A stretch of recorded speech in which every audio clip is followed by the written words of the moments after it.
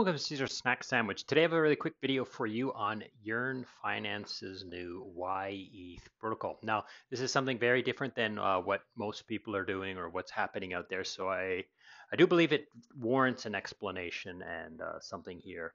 You should understand what's going on here. Now, I will talk about the swap fee is 0.3% inside the flowchart.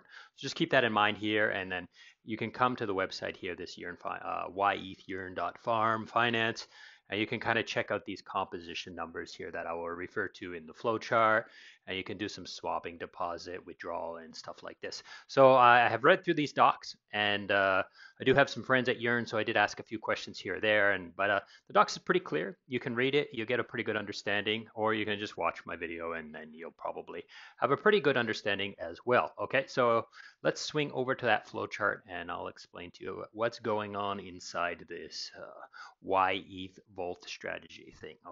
Okay, so here we are on the flowchart. We have dollar bill. He has some ETH. He wants some exposure to liquid staking derivatives, staked ETH, but he doesn't know which one to do, and he wants some diversification.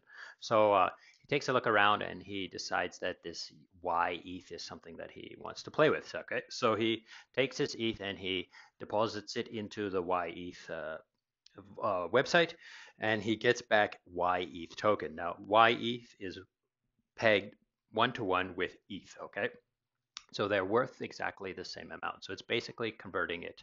So there's got to be a reason why he wants to do this. Okay, so the first thing that we will talk about is that this yETH system has this voting mechanic.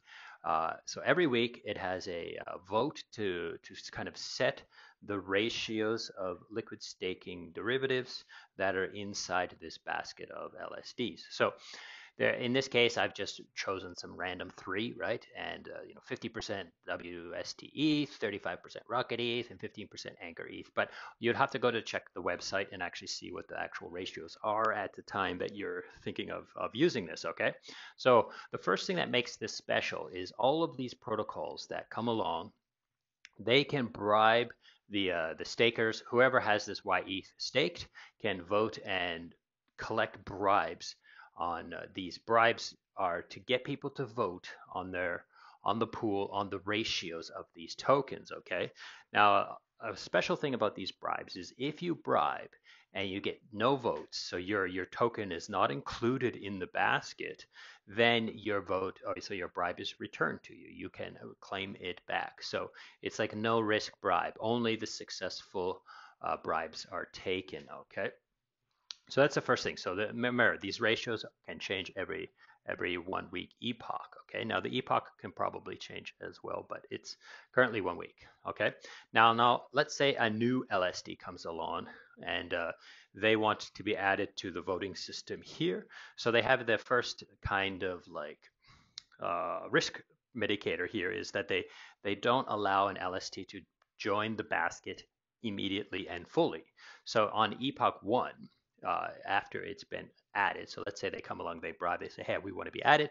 Then the first epoch, they can only be 1% of that pool. Even if they get 100% of the vote, then they will only still be 1% of the pool. The rest of the tokens will stay there and there will be no change. So there's a few votes. I can vote for on the ratios, and I can also vote to not change anything. Okay, so keep my votes the same. And then I can also vote to add a new LSD, but its first epoch will only be up to 1%. It'll only be set to 1%. And then epoch 2, it becomes a normal votable asset and can have any weighting that is necessary. Okay, now dollar bill doesn't have to come with ETH and actually deposit ETH.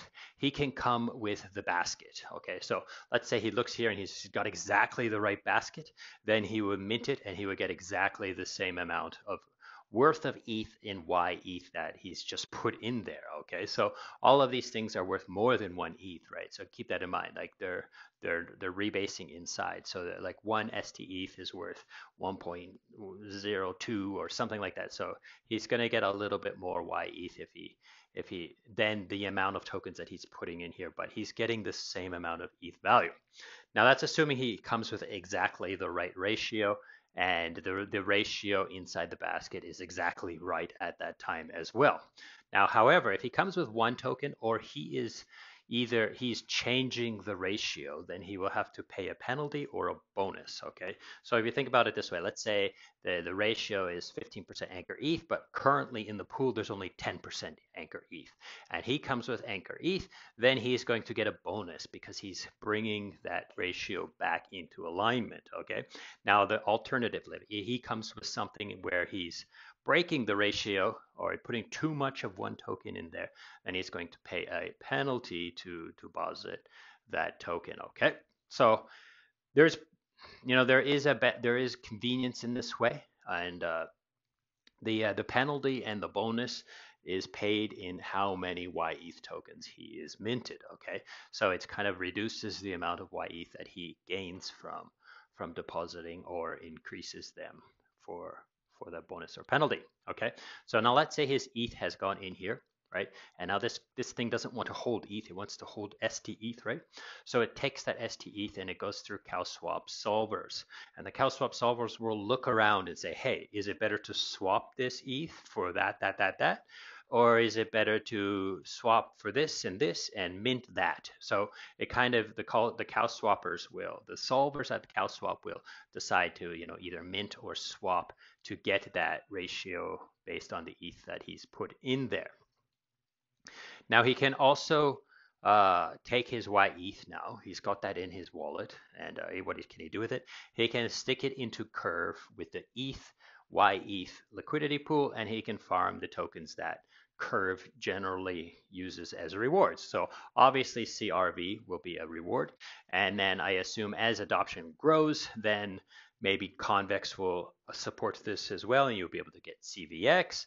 And then obviously if there is a whole bunch of Frax ETH in here, then Frax tends to support tokens. Like they basically bribe and give rewards to things based on TVL. So if there's a large amount of Frax in here, then like over a long period of time, you could probably farm Frax in the future. I'm not saying all these tokens are available right now, but I can see in the future that they will be reward tokens for people who provide to this pool. Now, if you think of why are you here? What is the profile of this? You are basically spot ETH earning these rewards. So you have ETH and ETH. It's always worth 1-to-1. They're pegged, and you're not getting any exposure to any of the yield. You're just getting ETH versus ETH for these rewards here. Okay. Now, alternatively, you can take that yETH and you can stick it in the staker. Now, again, remember, staking is how you can vote, okay? So you stick it in the staker, and these are the people who get this LST APY. So these are yield-bearing tokens. They're growing in value, right? So every day they're worth more and more and more ETH inside them. So what the protocol does here is it looks at how much value of ETH is inside these, and then it mints more yETH and sends it to the staker. Okay, so all that LST APY is here. So this is the two token model, okay? And I believe Frax is the first one who did this with staked ETH, okay? So in this two token model, you see there is a separation. So some of the people who have yETH go into this pool, and the rest of the people go into the staker, right? And the people who have gone into the Curve pool have given up their yield to the people in the staker. So if it's 50-50, then you're going to get twice as much yield than if you just held this basket, exactly that basket. So if you're holding WST ETH and or exactly that basket, you're going to get like 4 or 5%. And then if this is 50-50, then you're going to get like 8 or 9 or something like that percent. Okay. So the yield can be quite higher in here, assuming that a substantial amount of yETH is put into this pool as opposed to all of it stuck in this staker. Okay, so there's a separation of this yield here. Moving on. Now, another thing that can happen is a boosted bill. He has some, let's say he has some Rocket ETH and he wants to get some STETH. He wants to swap it. He can go to the yETH website and he can swap through there and pay a swap fee for that. Now, there's also probably likely a penalty here. I'm not sure. I couldn't read in the docs. I didn't see anywhere in the docs where it said. There's probably the same bonus and penalty as he is breaking the balance or the ratio of the token. So he might pay a little bit of slippage based on the breaking of this ratio balance that was voted on. Okay, so the swap fees go again to the stakers. Okay, so all these swap fees to those stakers. Now, in the future, obviously, CowSwap is going to integrate this and use this as one of the possible paths that dollar bill. So if dollar or boosted bill goes to CowSwap to swap his rETH for, I don't know, Anchor ETH or ST Lido ETH, CowSwap might consider this pool, because it is a liquidity pool, as a source to make that swap. And any other DEX aggregator can probably integrate this pool as well, because it is a standard liquidity pool in some senses. Okay. Now, the last thing is Yearn Finance has built this. Yearn devs, they need to make some money. They have a performance fee of 10% that they take from this. So every time there's a minting of yETH sent to the staker, then that yETH is 10% of it will be taken and given to Yearn Finance for their services and their maintenance and stuff like that. Okay, so that's pretty much how I understand this. I like this idea because it makes it quite simple for dollar bill to have exposure to all of these assets. There is some security features in here in the sense that, at least like Yearn is looking at, which one of these assets can be added and not just adding anything. And there's this separation of yield for the people who just want exposure to ETH and farm these governance tokens, from the people who want exposure to the yield of these assets and so forth. Okay, so that's pretty much it for today. I hope this has been useful and interesting. As always, go read the docs, go to their Discord, go to their Telegram, ask more questions, find out if this is something you're interested in using. And thank you so much for watching, and goodbye.